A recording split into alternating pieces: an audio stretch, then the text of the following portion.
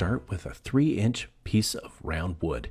Now you can use plastic pipe for this, but I'm going to use wood and I'll show you why. First piece I'm going to cut is 30 inches long. That's going to be my long piece, and I also want to cut a little bit shorter at 24 inches. I will go ahead and cut that.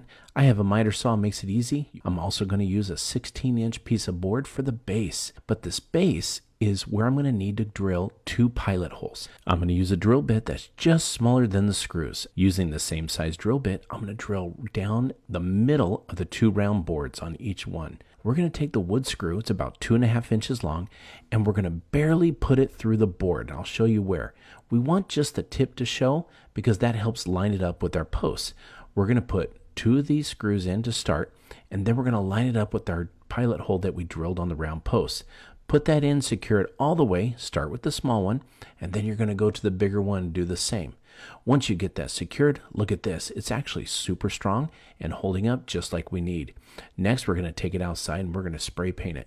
We're going to do either a white or an off-white. There's a reason I'm using spray paint and not just regular household paint, because I want some of this wood grain to show through. The next step is I'm going to take some hot glue. Now, what I'm going to do is put this on here, and the hotter the glue is, the bigger and longer it's going to drip down the side. Now, you're probably wondering why I didn't paint this afterwards. Well, look at this.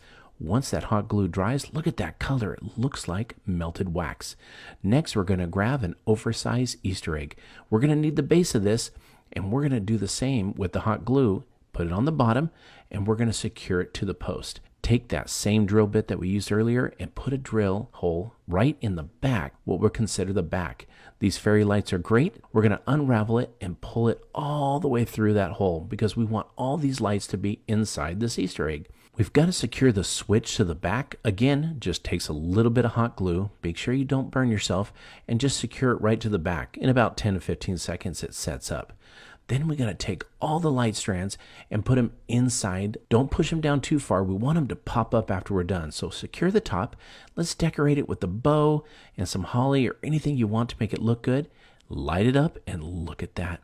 These are our 2 oversized candlesticks. I think they turned out just amazing, and they sit up nice and secure. And guess what? You can also use them outside. But when the lights go out, look at this. It just glows and looks like a great, wonderful candlestick, perfect for the holiday season. I hope this inspired you to build your own oversized candlesticks. Thank you for watching Home Talk, and we'll catch you next time.